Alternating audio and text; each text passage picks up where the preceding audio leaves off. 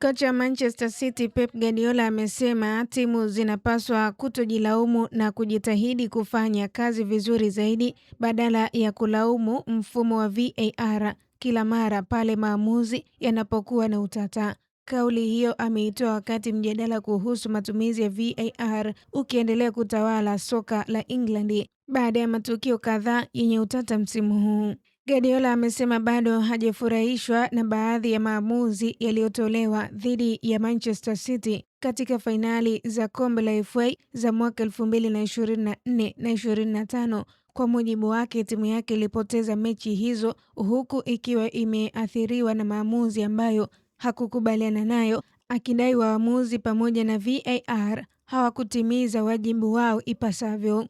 Kocha huyo wa zamani wa FC Barcelona na Bayern Munich alisema licha ya kutoridhishwa na maamuzi hayo, suluhisho si tu kuendelea kulaumu bali ni kuhakikisha timu inakuwa bora zaidi uwanjani. Amesisitiza kuwa timu inapaswa kucheza kwa kiwango cha juu kiasi kwamba maamuzi ya VAR yasije kwa sababu ya kuamua matokeo. Katika fainali ya FA Cup 2024, Manchester City ilifungwa mabao 2-1 na wapinzani wao Manchester United, huku Guardiola akiamini timu yake ilistahili kupewa penalti 2 baada ya changamoto dhidi ya mshambuliaji Erling Haaland. Pia katika fainali iliyofuata dhidi ya Crystal Palace, aliona kulikuwa na utata baada ya kipa Dean Henderson kushika mpira nje ya eneo lake bila kupewa kadi nyekundu.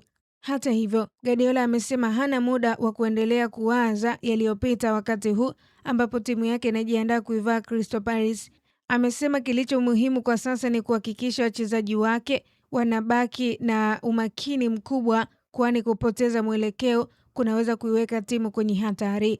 Manchester City inaendelea kupambana na Arsenal the Gunners katika mbio za ubingwa, ambapo ushindi dhidi ya Crystal Palace unaweza kupunguza tofauti ya pointi kileleni.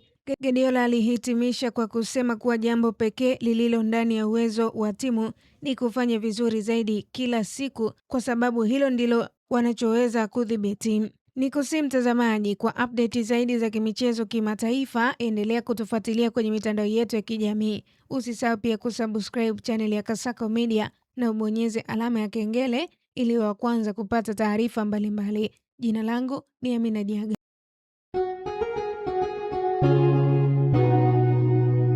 Kasako Media, tunaangazia maisha, tunaandika kesho.